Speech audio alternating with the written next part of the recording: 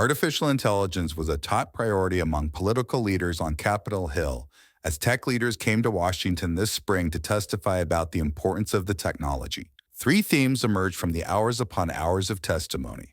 Number one, competition with China. Number two, energy demand. And number three, regulation. In this video, we'll hear from AMD's CEO Lisa Su, former CEO of Google Eric Schmidt, OpenAI CEO Sam Altman, and Meta's new AI chief Alexander Wang, all who testified before Congress and were asked questions about these three important topics. First up, competition with China. In the race for AI, who's winning, America or China?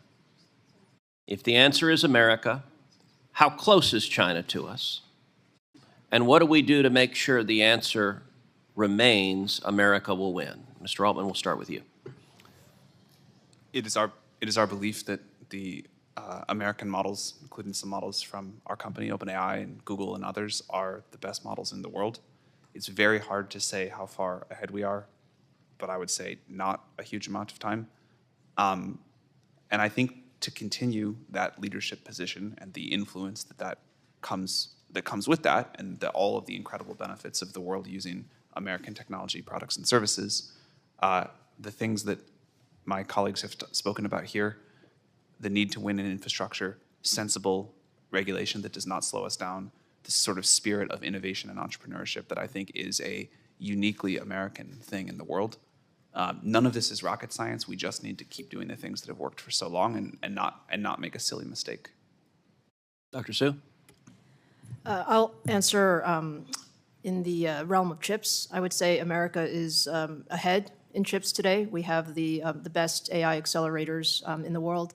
I think China, although they have restrictions given their ability to use advanced technologies, the one thing that's very important for us all to remember is there are multiple ways to do things.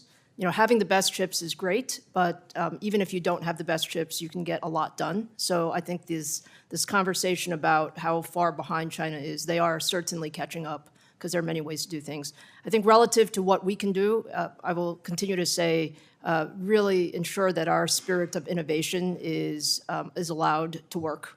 And that is having very supportive government policies to do that, having very consistent policies, and allowing us to do what we do best, which is innovate at every layer of the stack.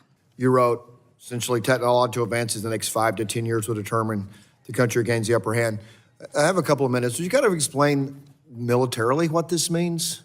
And then because you wrote about what they can do militarily, and then we need to act now. So in the framing in China and Taiwan, which is discussed a great deal, everyone assumes that it's a battle of missiles and aircraft carriers. That's not correct. It will be a battle of swarms of drones. Those drones will be highly intelligent, highly planned, and they'll do maneuvers that no one can anticipate. We collectively are not ready for that. Imagine a situation where China has invented new algorithms for military attacks and defense that we cannot even conceive of.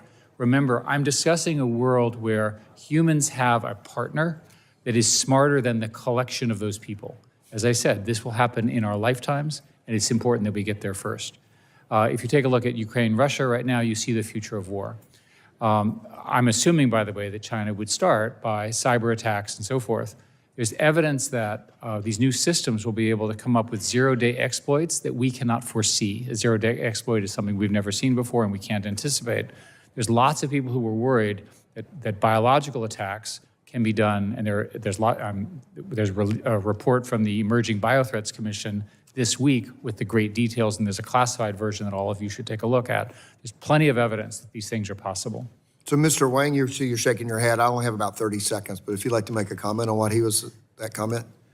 I agree with Dr. Schmidt that the potential implications of national security are incredible. As he mentioned, I think the place we're going to see this first is in cyber. I think we're going to see agentic cyber warfare in which we will see incredibly powerful AI and large-scale data centers being utilized to hack into our systems. Another important theme, energy planning and how to meet the demand of AI. I think it's hard to overstate how important energy is to the future here. Eventually, chips, network gear, that will be made by robots, and we'll make that very efficient, and we'll make that cheaper and cheaper. but an electron is an electron. Eventually, the cost of intelligence, the cost of AI will converge to the cost of energy, and if it'll be how much you can have, the abundance of it will be limited by the abundance of energy. So in terms of long-term strategic investments for the U.S. to make, I can't think of anything more important than energy. Chips and all the other infrastructure also, but energy is where I think this ends up. In earlier public statements, you had supported moving away from fossil fuel baseload power. Today, it seems that you have a different view on the energy industry. Can you please explain why your views have evolved and what that connects with your views on AI development? We need all sources of power to accelerate because we don't have a choice. If you just assume that you can get there with baseload power with renewables, you can get there maybe 25, 30%, we can debate it. You can't solve the whole problem as we're laying out without an all-power solution, and that's why I'm taking the position that I have today.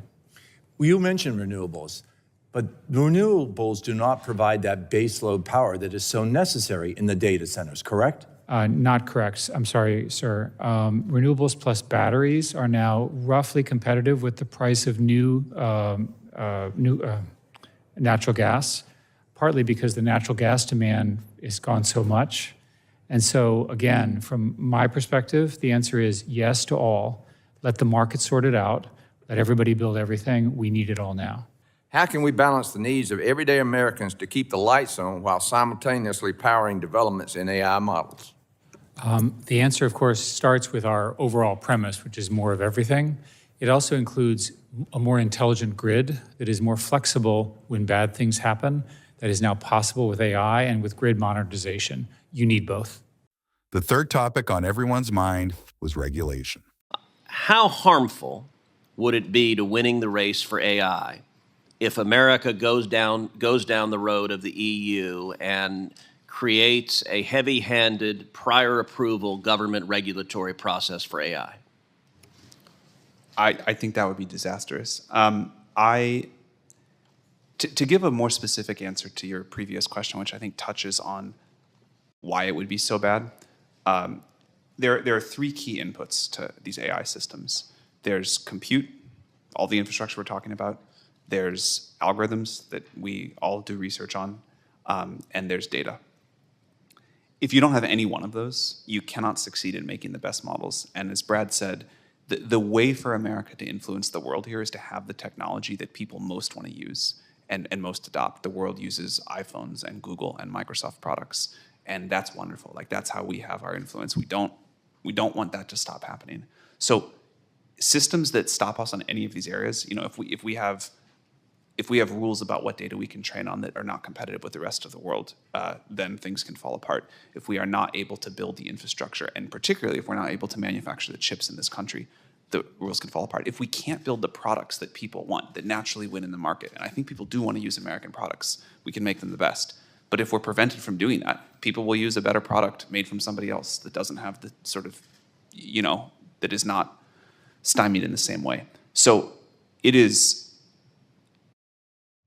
I am nervous about standards being set too early. I'm totally fine, with the position some of my colleagues took, that standards, once the industry figures out what they should be, it's fine for them to be adopted by a government body and sort of made more official. But I believe the industry is moving quickly towards figuring out the right protocols and standards here, and we need the space to innovate and to move quickly. In your testimony, you said there's three things Congress should do in order to move forward regarding AI. The second point you made was one federal AI standard. We've had discussions about that on the committee.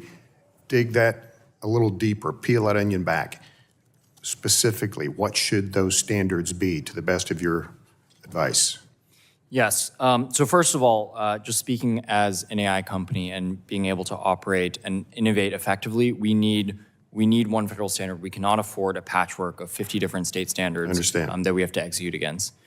Then peeling the onion back, we believe that we need to create this, a regulatory framework that enables innovation while still adding some level of guardrails. So our view is we need a use-case, sector-specific regulatory framework where in certain industries like medicine or financial services or insurance or others where there should be heightened levels of scrutiny or heightened levels of controls for what AI systems can and should do, we should put those in place. But in other industries where we want the core technology to advance more rapidly and more effectively, we need to allow that to happen. For more Congress clips, stay right here, and thanks for watching.